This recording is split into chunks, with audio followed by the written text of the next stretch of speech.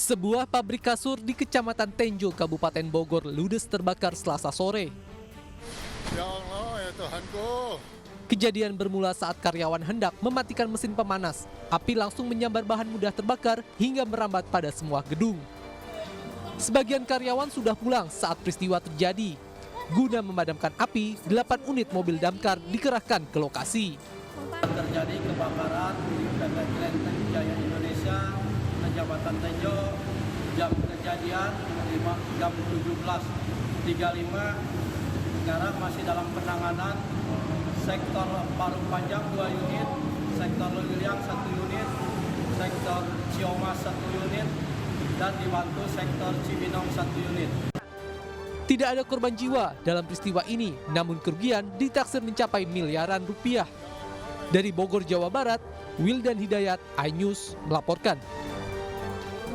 Pemirsa, uang Rp150.000 diduga sebagai motif seorang ayah di Cimahi, Jawa Barat hingga tega menganiaya anak kandungnya hingga tewas. Berdasarkan pengakuan tersangka kepada polisi, pelaku marah karena uangnya sebesar Rp150.000 hasil ngamen diambil oleh anaknya tanpa izin. Hal itu membuat pelaku emosi hingga menganiaya anaknya, dan namun polisi masih melakukan pendalaman dan menggali informasi dari sejumlah saksi untuk mengetahui apakah penyiksaan dan penganiayaan itu sering dilakukan pelaku.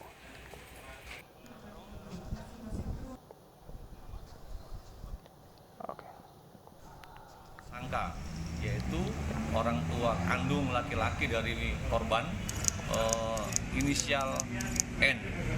Kemudian untuk istrinya atau ibu tiri daripada korban ini masih melakukan pendalaman.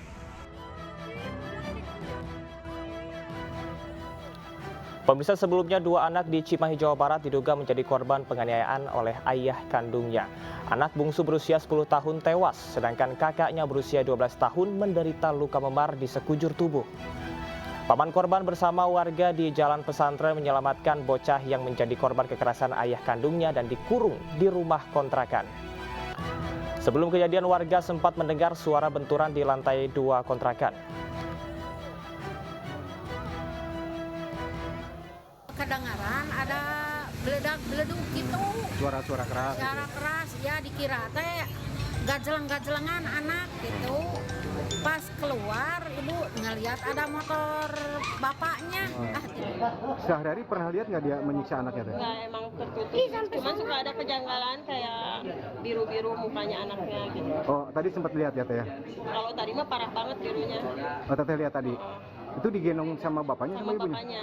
Terus pada saat dia bawa yang korban, terus kakaknya ditinggal di mana teh?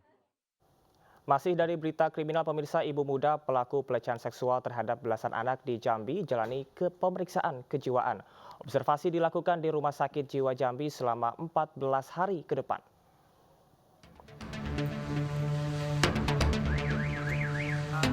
Dengan pengawalan ketat, pelaku pelecehan seksual 17 anak di bawah umur, YA 25 tahun, Selasa pagi dibawa ke Rumah Sakit Jiwa Jambi untuk diperiksa. YA langsung dibawa ke ruang pelayanan medis sebelum diobservasi oleh petugas. Kabid Pelayanan Medis RSJ Jambi, Zakaria, menyebut YA akan menjalani observasi selama 14 hari ke depan. Dalam pemeriksaan kejiwaan nantinya akan berkoordinasi dengan spesialis kejiwaan dan psikologi untuk mengetahui hasil kejiwaan pelaku pelecehan setelah ditangani oleh tim dokter Rumah Sakit Jiwa. Sebelumnya, YA, ibu muda 1 anak, ditetapkan sebagai tersangka usai melakukan pelecehan seksual terhadap 17 anak di bawah umur, yang 2 diantaranya merupakan perempuan. Dari hasil pemeriksaan polisi, tersangka diketahui mengajak korban masuk ke dalam kamarnya untuk menonton film porno saat suaminya tidak ada di rumah. Ibu 1 anak ini diduga memiliki seks menyimpang. Polisi juga telah memeriksa suami pelaku yang mengaku YA kerap mengancam akan membunuh anaknya jika tidak menuruti nafsu seksual pelaku. Pelaku sebelumnya juga mengaku sebagai korban pemerkosaan dan melukai diri dengan silat. Dari hasil pemeriksaan kami temukan keterangan baru tentang perilaku kepribadian, dan juga mungkin nanti akan didukung dengan hasil pemeriksaan kejiwaan bahwa ada perilaku yang dianggap menyimpang. Sementara para korban telah menjalani pemeriksaan psikologis dan konseling didampingi oleh orang tua mereka.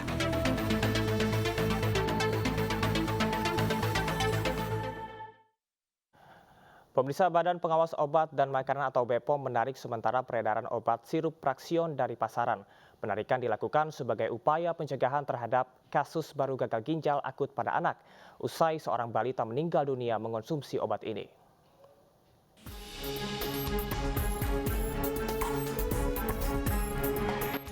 Badan Pengawas Obat dan Makanan BPOM menginstruksikan untuk menarik sementara peredaran obat sirup Praxion di masyarakat, salah satunya di Pasar Pramuka. Ketua Harian Himpunan Pedagang Farmasi Pasar Pramuka mengaku dirinya sudah menghimbau para pedagang obat lain agar tidak lagi menjual Praxion dan mempertanyakan fungsi pengawasan dari BPOM. Jadi memang barang ini memang bagus, cuma juga kita sangat menyayangkan, kami dari Himpunan Pedagang Farmasi Pasar Pramuka menyayangkan kok ada berita seperti kayak begini lah. Jadi kami hanya mempertanyakan fungsi dari Badan Pengawas Obat dan Makanan, fungsinya apa gitu loh, kok timbul lagi. Sebaiknya untuk seluruh jenis ditarik dulu, kemudian diperiksa, baru diperbolehkan lagi beredar. Jadi jangan seperti kayak sekarang, jadi membingungkan masyarakat dan sangat merugikan kami para pedagang gitu. Setelah sempat mereda, kasus gagal ginjal akut progresif atipikal pada anak kembali ditemukan di Jakarta, yaitu pada anak berusia 13 bulan dan 7 tahun yang berada di wilayah Jakarta Timur dan Jakarta Barat. Dari dua kasus tersebut, satu diantaranya yang merupakan bayi berusia 13 bulan meninggal usai mengkonsumsi obat sirup penurun demam bermerek Praxion. Sementara itu, sidang gugatan class action kasus gagal ginjal akut pada anak Selasa siang kembali ditunda untuk kedua kalinya oleh Ketua Majelis Hakim Yusuf Pranowo karena sejumlah tergugat tidak hadir, yakni dari pihak TV Samudra Chemical, PT Logicom Solution, dan TV Budiarta. Ia pun meminta para tergugat untuk hadir di persidangan selanjutnya. Penggugat sekaligus orang tua balita, Safitri Putra, mengaku kecewa dengan ditundanya kembali persidangan dan menilai tidak ada keseriusan untuk mengungkap kasus tersebut. Rencananya sidang akan kembali digelar dengan agenda yang sama pada 28 Februari 2023 mendatang. Pemirsa, Kementerian Kesehatan membenarkan terdapat 2 pasien gagal ginjal akut dan salah satunya meninggal dunia. Investigasi menemukan pasien gagal ginjal akut akibat keracunan obat. Jadi betul, jadi ada 2 laporan dari Dinas Kesehatan Provinsi DKI, ada 2 kasus, yang satu sudah konfirmasi ya. Konfirmasi itu artinya dari darah, urin maupun sisa obat yang diminum itu mengandung zat toksik ya, diethylene glycol. Dan tapi kita prihatin karena pasien ini meninggal tanggal 1 Februari.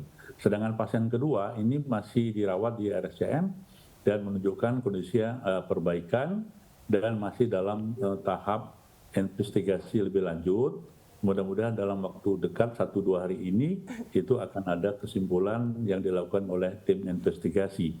Dan intinya adalah pasien gagal ginjal akut yang sekarang maupun yang lalu itu sama, yaitu gagal ginjal akut dikarenakan terjadinya keracunan atau intoksikasi obat.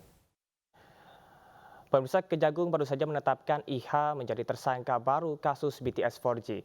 IH merupakan komisaris Solitek Media Sinergi.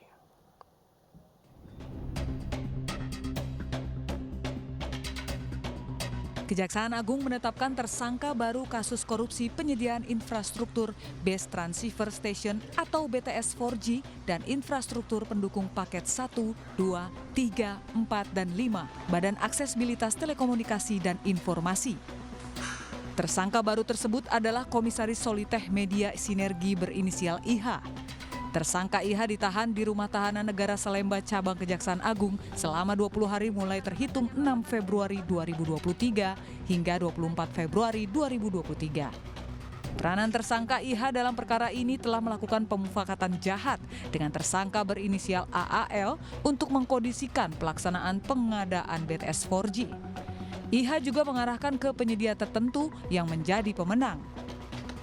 Perannya adalah begini, jadi tersangka IH dan tersangka AAL ini adalah bersama-sama ya kan menunjuk suatu perusahaan tertentu untuk mendapatkan suatu proyek atau tender ya di beberapa tower yang dibangun yaitu tower 1, 2, 3, 4, dan 5 ya, yang mengarahkan bahwa perusahaan-perusahaan yang akan dimenangkan itu adalah perusahaan yang dekat dengan IH dan AAL yang sudah ditunjuk sebelumnya gitu loh.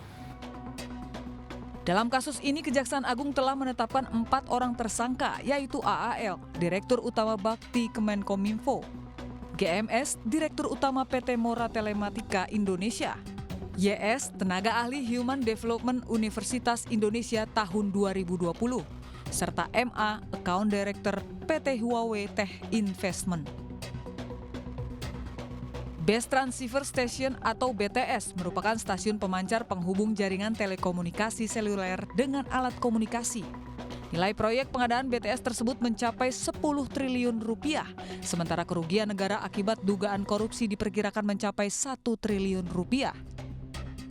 Bakti Kominfo menargetkan pembangunan BTS di daerah tertinggal, terdepan, dan terluar di tanah air. Di antaranya di wilayah Kalimantan, Nusa Tenggara, Sumatera, Maluku, Sulawesi, Papua, dan Papua Barat. Pemirsa, Presiden Joko Widodo meminta seluruh aparatur dan juga pejabat negara memperbaiki sistem agar indeks persepsi korupsi meningkat. Sementara itu, penegak hukum diminta agar tidak pandang bulu terhadap koruptor yang merugikan negara. Indeks persepsi korupsi yang diterbitkan beberapa hari yang lalu menjadi masukan bagi pemerintah dan juga bagi aparat penegak hukum untuk memperbaiki diri. Untuk itu, saya mengingatkan kembali kepada seluruh jajaran pemerintahan di pusat dan di daerah untuk terus memperbaiki sistem administrasi pemerintahan dan sistem pelayanan publik yang mengedepankan transparansi dan akuntabilitas. Saya juga ingatkan kembali kepada jajaran aparat penegak hukum untuk menegakkan hukum yang seadil-adilnya tanpa pandang bulu dan tidak tebang pilih. Saya mendorong agar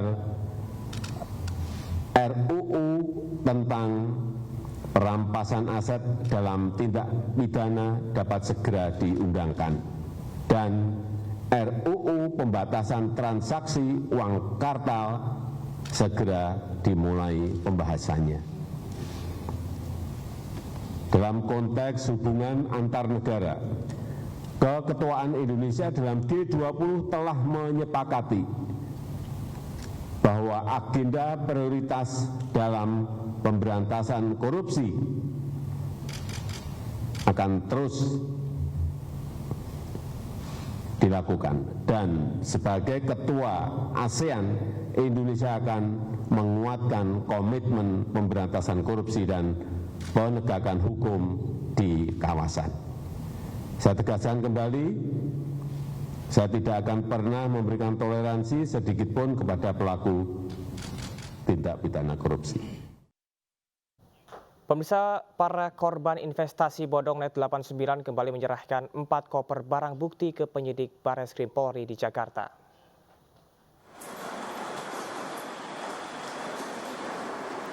Korban kasus investasi robot trading Net 89 diwakili kuasa hukumnya kembali menyerahkan dokumen bukti transfer ke Barreskrim Polri Selasa siang.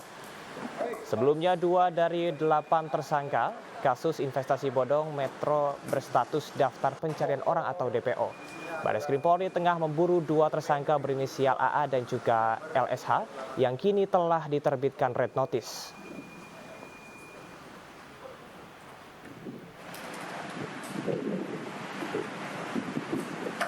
Datang kepada Barreskrim. Untuk yang agenda pertama adalah dari dokumen 89 kami menyerahkan dokumen susulan karena di bulan Desember tanggal 15 tahun 2022 ya kami sudah ke Barreskrim dan sudah mendapatkan surat tanda terima laporan polisi. Nah ini ada member-member lagi ribuan orang yang kemudian kita susulkan dokumennya. Ya. Dan pemirsa, untuk peringatan dari resepsi 1 Abad Nahdlatul Ulama digelar meriah di Stadion Delta Sidoarjo, Jawa Timur. Selain Presiden dan juga Wakil Presiden, sejumlah menteri dan tokoh hadir dalam acara tersebut.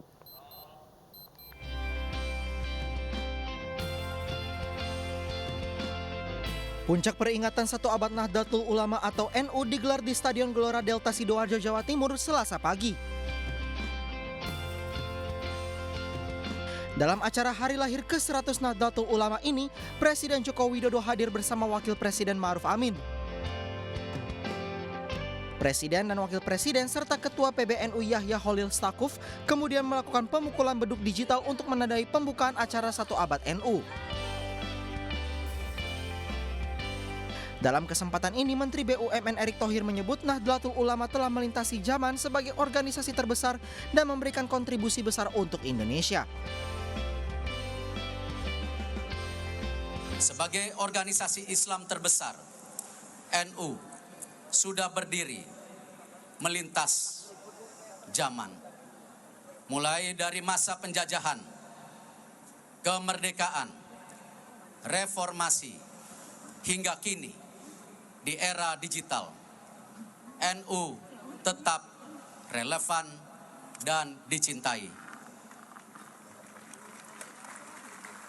Para tokoh NU pendahulu telah menciptakan fondasi yang kokoh, menunjukkan bahwa 71,8% masyarakat menganggap NU selama ini telah turut memperkuat nilai-nilai kebangsaan Indonesia.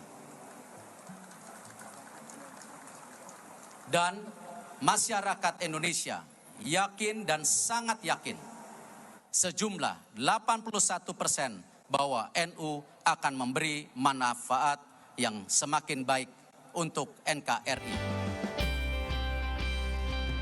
Beragam kegiatan juga memeriahkan puncak acara 1 abad NU ini seperti membaca sholawat dan sholat Qiyamul Lail, karnaval kebudayaan Nusantara, bazar UMKM, dan panggung hiburan rakyat.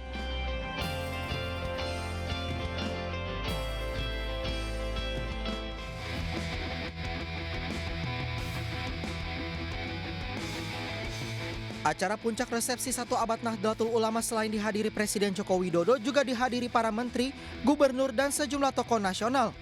Dari tokoh nasional yang hadir diantaranya Megawati dan Sinta Nuriyah Gusdur.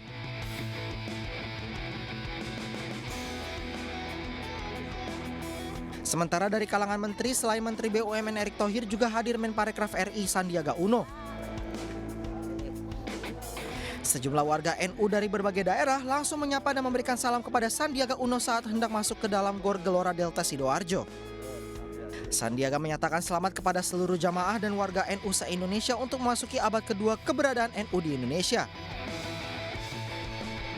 Ribuan Nahdliyin juga menyambut meriah kedatangan Gubernur Jawa Tengah Ganjar Pranowo saat menghadiri acara resepsi 1 abad NU. Mereka berebut salam sekaligus bersuah foto dan meneriakan presidenku saat Ganjar menuju pintu masuk Stadion Gelora Delta Sidoarjo, Jawa Timur. Antusiasme para Nahdliyin dalam menyambut Ganjar kembali berlanjut usai acara. Puncak harlah 1 abad Nahdlatul Ulama dihadiri sekitar 1 juta orang. Dari Sidoarjo, Jawa Timur, tim liputan iNews melaporkan.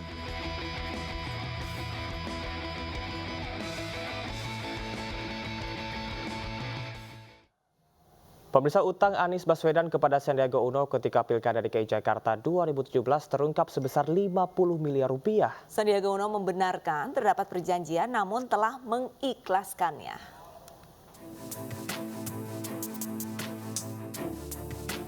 Perjalanan Anies Baswedan dan Sandiaga Uno memenangkan Pilkada DKI Jakarta pada tahun 2017 masih meninggalkan persoalan. Terungkap adanya perjanjian utang piutang antara Anies dan Sandiaga sebesar 50 miliar rupiah. Perjanjian utang piutang diungkap oleh Wakil Ketua Umum Partai Golkar Erwin Aksa dalam diskusi dengan Akbar Faisal di kanal YouTube. Intinya apa? Isinya apa? Ya intinya kalau tidak salah itu perjanjian utang piutang barangkali ya. Siapa berutang, siapa yang diutangi? Ya pasti punya duit memberikan hutang kepada yang tidak punya duit. Jadi Pak Sandi mengutangi Pak Anies? Kira-kira begitu, karena yang punya likuiditas itu Pak Sandi. Okay. Kemudian memberikan pinjaman kepada Pak Anies ya kan. Okay. Karena waktu itu kan putaran pertama kan ya namanya juga lagi tertati-tati juga kan waktu itu. Jadi kira-kira begitu, yang itu saya lihat dan itu ada di Pak Rikrik itu Pak. Berapa nilainya? Nilainya berapa ya? 50 miliar barangkali. 50 miliar? Ya. Sementara Sandiaga Uno tak menampik adanya perjanjian utang piutang dengan Anies yang menjadi pasangannya pada Pilkada DKI 2017. Namun Sandiaga menyatakan telah mengikhlaskan dan fokus kepada kontestasi demokrasi sebentar lagi. Ya, setelah saya sholat istiqoroh, setelah saya menimbang kondisi dengan keluarga, saya tidak ingin melanjutkan pembicaraan ini dan lebih baik nanti para pihak yang mengetahui untuk bisa menyampaikan, tapi dari saya cukup sekian dan saya fokus pada menatap masa depan. Kontestasi demokrasi tidak sebentar lagi, kita menatap masa depan yang penuh rasa sukacita, gembira dan kesatuan bangsa Indonesia. Sementara dari pihak Anies Baswedan menganggap persoalan perjanjian utang piutang dengan Sandiaga sudah tidak berlaku. Anies nih membuat sebuah budaya baru nih. Biasanya kan pinjam-minjam dalam pilkada itu kalau kalah ya udah rugi bareng-bareng, kemudian terus menang dicari gantinya. Nah ini Anies enggak. Kalau kalah dia ganti biaya itu, tapi kalau menang selesai. Maka karena Anies Sandi menang di Pilgub Jakarta 2017, selesai itu perjanjiannya, pinjam meminjam itu. Jadi tidak ada lagi karena memang Anies sudah menang. Anies Baswedan dan Sandiaga Uno sebelumnya berpasangan dalam Pilkada DKI Jakarta 2017 dan berhasil menang. Namun pada tahun 2018, Sandiaga Uno mengundurkan diri untuk maju dalam Pilpres bersama Ketua Umum Partai Gerindra, Prabowo Subianto.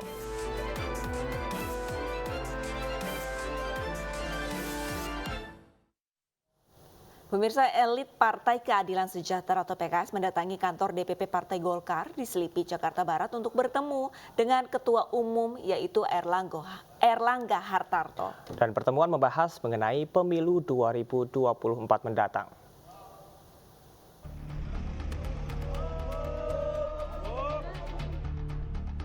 Rombongan PKS dipimpin Sekjen PKS Abu Bakar Al-Habsyi.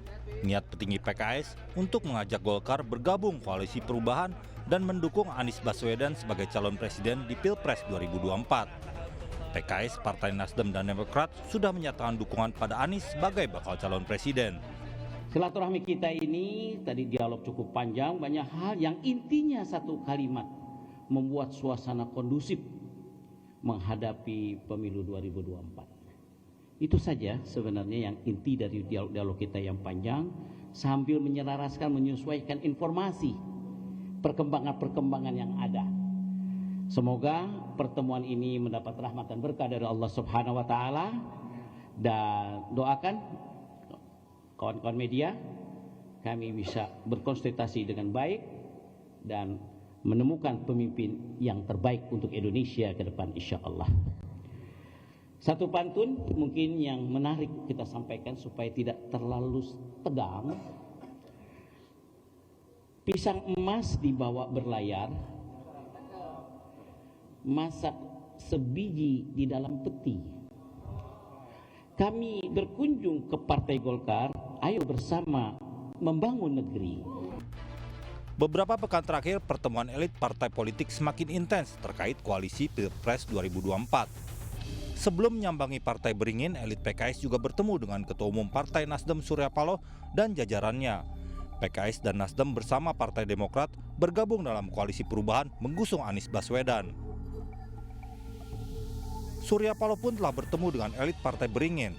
Surya Paloh membuka peluang untuk bergabung dengan Koalisi Indonesia Bersatu atau KIP bersama Golkar, PAN, dan P3. Dari Jakarta, tim Liputan iNews melaporkan.